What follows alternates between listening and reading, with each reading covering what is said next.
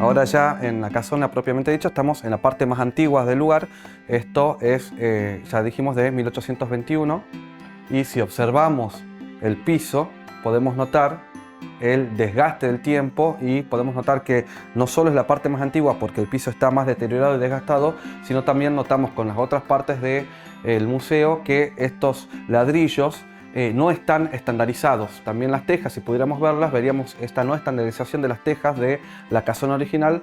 Esta no estandarización nos muestra que es de un periodo de producción artesanal anterior y muy antiguo a cuando se produce todo en serie. Acá estamos ahora en la sala de los pueblos, lo que van surgiendo en Tucumán, ¿sí? A fines del siglo XIX. Son los llamados pueblos azucareros, que muchos de estos pueblos van a tomar nombres, ¿sí? De los mismos ingenios en donde surgen, y no es que donde había un pueblo se instalaba un ingenio, sino va a ser al revés. Donde se instala un ingenio, alrededor se van a ir configurando estos pueblos azucareros. También tenemos otros elementos y artefactos de la industria. Esta es toda la parte química dedicada al testeo y calidad de los controles del azúcar.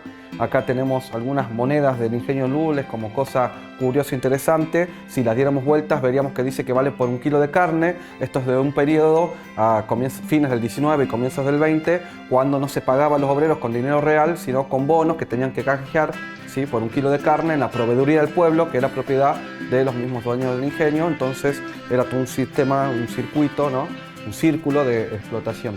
También tenemos acá el famoso reloj fichador de tarjetas traído de Francia en 1900, y para los que creen que marcar la huella digital para controlar a los trabajadores es un invento nuevo, bueno, les comento que en 1900 ya se usaba este tipo de cosas.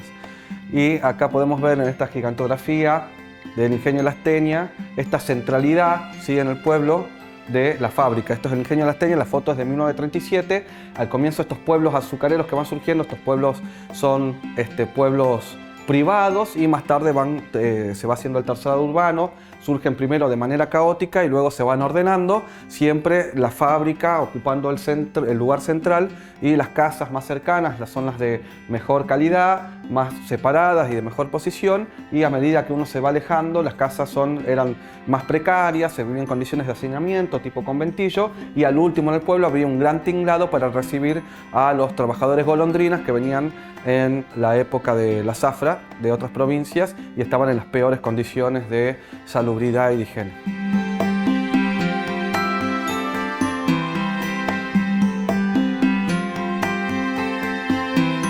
Bueno, nos encontramos ahora en la planta alta de la casona. Tenemos acá una primera sala dedicada al famoso mito del familiar.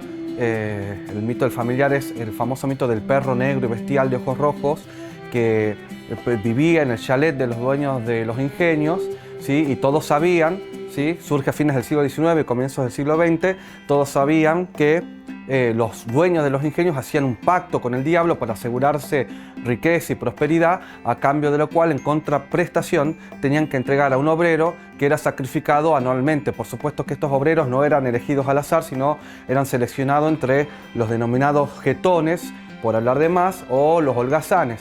Como todo mito, funcionaba como ordenador y controlador social, y era muy claro el mensaje: ustedes trabajen y no se quejen, sino el perro se los va a devorar.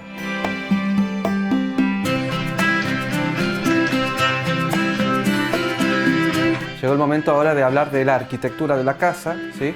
Acá podemos ver cómo se ha dejado descubierta una pared en el interior para que veamos, ¿sí? Las paredes, los muros son de ladrillo con revestimiento y recubrimiento de adobe, ¿sí? Son los muros gruesos de la casa, y son tan gruesos porque son la misma estructura de la casa, ¿sí? Y los distintos colores que tuvo la casona en distintas épocas según la moda a lo largo del tiempo. Y también tenemos las muestras de las llamadas tejas gambas o tejas musleras. Las tejas gambas en la zona del Virreinato del Alto Perú, tejas musleras en el noroeste nuestro argentino, se llaman así porque eran hechos con los muslos de las personas como molde para hacerlas, ¿no? Si vemos la casona, ¿sí? Vemos que es la típica, parece un cabildo, ¿sí? Típico de la época colonial. Entonces es una típica construcción colonial, pero tenemos un problema. Resulta que para 1821, cuando la casa está hecha, ya no existe más la colonia, por lo tanto tenemos que decir que es postcolonial, ¿sí? Sin embargo, también vemos que en ese momento histórico está apareciendo el neoclásico en arquitectura, que lo que busca es desprenderse del pasado colonial hispánico, que ahora pasa a estar mal visto, y si bien acá o no había quien construya neoclásico o era muy costoso, ¿sí? Todo nos indica que es un colonial, un postcolonial, pero se tomaron la molestia de hacer un pretil para tapar el techo a dos aguas típicos de la colonia con tejas a la vista, ¿sí? Esto es influencia del neoclásico.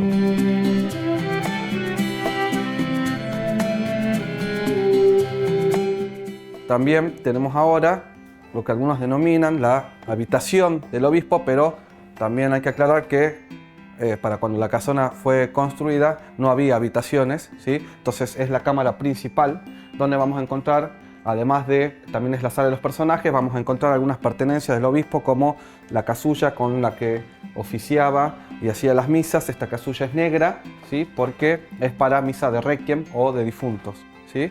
Además de algunas de sus pertenencias, su cama y mobiliario, ¿sí? La cámara principal era un lugar muy privado de las personas donde no accedían las visitas, y eran lugares también del aseo personal. Por eso acá también tenemos una paila de madera pequeña que era para lavarse manos y caras. Había otras más grandes para el cuerpo, y por supuesto los baños estaban lejos de la casa afuera.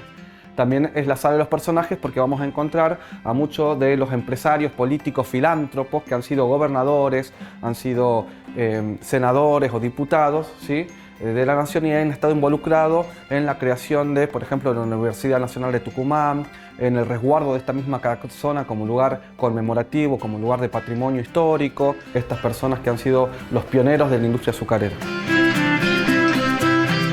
Espero que hayan disfrutado este pequeño, breve y rápido recorrido por el Museo de la Industria Azucarera, y por supuesto están todos invitados a venir, acá serán bien recibidos, y a conocer un poco del pasado, de la historia tucumana y de la historia argentina también acá.